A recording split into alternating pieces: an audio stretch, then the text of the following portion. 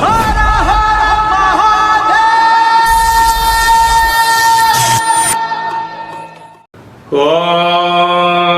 నమః శివాయ.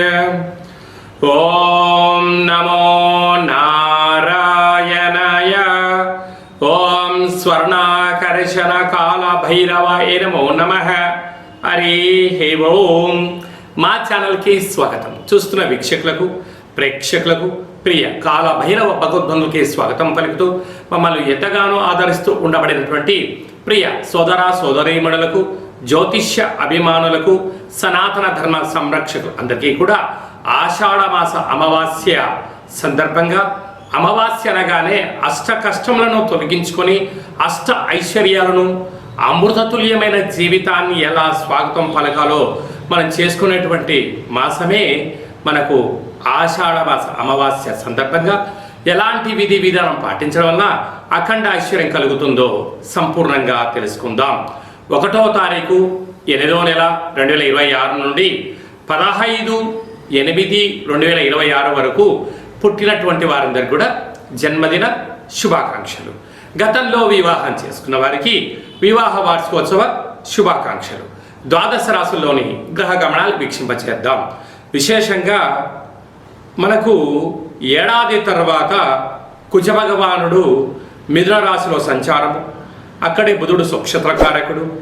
12 సంవత్సరాల తర్వాత రవి భగవానుడు దేవగురు బృహస్పతి ఉచ్చ స్థితిలో ఉండగా సంయోగ సంచార స్థితి, సింహరాశిలో కేతు సంచార స్థితి, కన్యరాశిలో శుక్ర సంచార స్థితి, కుంభరాశిలో రాహు సంచార స్థితి, మీనరాశిలో శని భగవానుని సంచార స్థితితో ద్వాదశ రాశుల్లోని గ్రహ గమనాలు ఈ విధంగా ఉన్నాయి. సింహరాశి వారికి ఏడాది తర్వాత రాశాధిపతి రవి భగవానుడు వ్యయంలో సంచారం. ఒకవైపు అష్టమ శని సంచార స్థితి ఉన్నప్పుడు ఎన్ని జాగ్రత్తలు సూక్ష్మంగా పాటించాలో మీకు తెలుసా? సింహరాశిలో ఏ నక్షత్రాలు వస్తాయనగా మఖా నక్షత్రంలోని 4 పాదాలు, పుబ్బా నక్షత్రంలో 4 పాదాలు, ఉత్తరా నక్షత్రంలో 1 పాదం కలిపితే సింహరాశి. రాశాధిపతి రవి భగవానుడు, వీరికి రాశిలోనే కేతు, ధనావాకు కుటుంబ స్థానంలో శుక్ర సంచార స్థితి ఉన్నప్పుడు చూడడానికి మేడిపండు చూడ మేలుమై ఉండును, పొట్టవిప్పు చూడ పురుగులుండును అన్నట్టుగా గ్రహాలు అనుకూలంగా లేని కారణం వలన అనేక రకాలైనటువంటి గ్రహ సంచార స్థితి అనుకూలంగా లేదు.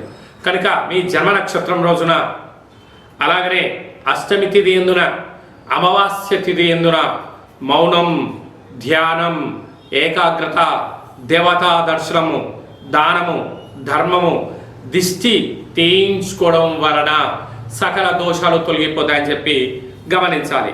అలాగా వీరికి సప్తమంలో రాహు. ప్రేమికులు చాలా జాగ్రత్తగా ఉండాలి. భార్యాభర్తల మధ్య అన్యోన్యత అవసరం. పార్ట్నర్షిప్ వ్యవహార కార్యక్రమాలు నడిపించే వారందరూ కూడా ఓర్పు, నేర్పు, సహనం అవసరం. శని భగవానుడు వక్ర గమన సంచార స్థితిలో ఉన్నాడు కనుక వాహన ప్రమాదాలు పొంచి ఉన్నాయి. తస్మాత్ జాగ్రత్త. ఏకాదశి స్థానంలో కుజ భగవానుడు సంచార స్థితి ఉన్నప్పుడు దయచేసి అప్పులు ఇవ్వద్దు, అప్పులు కూడా తెచ్చుకోవద్దు. స్థిర చరాస్తులను పోగొట్టుకునే ప్రయత్నం చేయొద్దు. అలాగనే వ్యయంలో రవి భగవానుడు ఖర్చు స్థానంలో సంచారం చేస్తున్నాడు. అక్కడే దేవగురు బృహస్పతి ఉన్నారు కనుక ఏదైనా మీరు తెలిస్తేనే చేయండి, తెలియలేదు పెద్దవారి యొక్క సలహాలు కూడా అవసరం. కనుక తప్పక సూర్యారాధన, ఈ అమావాస్య తిథి అందున కూష్మాండ దీపము, దిష్టి తీయించుకోవడము అదృష్టాన్ని కలిగిస్తుందని చెప్పి గమనించాలి. ఆగస్టు మాసంలో ప్రథమార్థంలో ముఖ్యమైన పండుగల గురించి క్లుప్తంగా, సవివరంగా, సంపూర్ణంగా తెలుసుకుందాం. 6వ తారీఖు 8వ నెల 2026 ఆషాఢమాస కృష్ణపక్ష బహుళ అష్టమి గురువారము, భరణీ నక్షత్ర సందర్భంగా మనము బహుళాష్టమి అనగానే విశేషంగా క్షీణచంద్రుడు ఉండడం, భైరవ స్వామివారి స్మరణ ధ్యానం వలన సకల అష్ట కష్టాలు తొలగిపోతాయని చెప్పి గమనించాలి.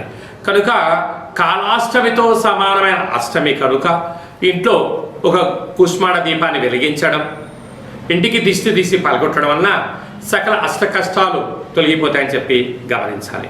12వ తారీఖున ఆషాఢమాస బహుళపక్ష అమావాస్య పుష్యమి ఆశ్లేష నక్షత్రంతో కూడుకున్నటువంటి బుధవారం రోజు అమావాస్య సందర్భంగా మనకు కులదేవతలు, గ్రామదేవతలు, ఇష్టదేవతల యొక్క స్మరణ, గతించిన పెద్దవారికి ఆ రోజు వారిని స్మరించడం, వారికి తర్పణం వదిలిపెట్టడం లాంటి కార్యక్రమం చేయడం వలన సకల అష్ట కష్టాలు కూడా తొలగిపోతాయి. కనుక అమావాస్య తిథి యందున మనం ఆవగించంత భక్తిని, శక్తిని, ముక్తి మోక్ష మార్గానికి బాటలు వేయగలిగినట్లయితే మనకన్నా అదృష్టవంతులు ఎవరు లేరు అని చెప్పి గమనించగలగాలి.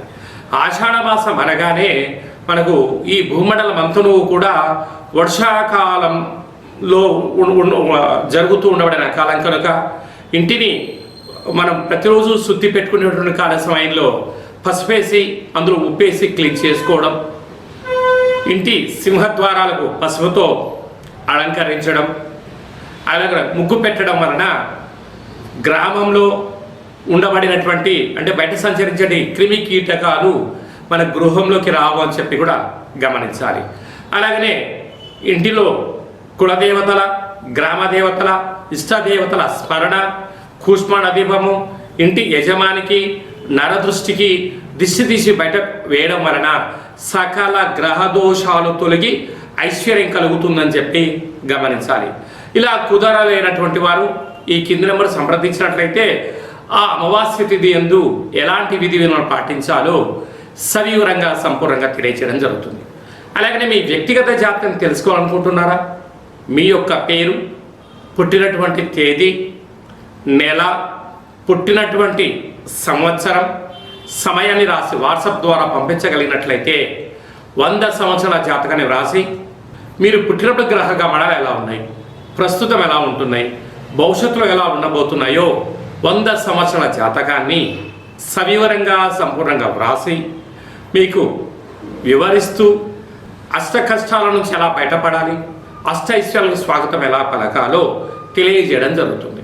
అలాగనే చాలామందికి పుట్టినటువంటి కాల సమయంలో డేటా ఆఫ్ బర్త్లో లేనటువంటి కారణం వలన మీ పేరు యొక్క మొదటి అక్షరాన్ని అనుసరిస్తూ రాశిని తెలియచేస్తూ రమణ శాస్త్రం ద్వారా అనగా గవ్వళ ద్వారా కాళభైరవ ఉపాసన చేత భూత భవిష్యత్ వర్తమానాన్ని తెలియజేయడం జరుగుతుంది.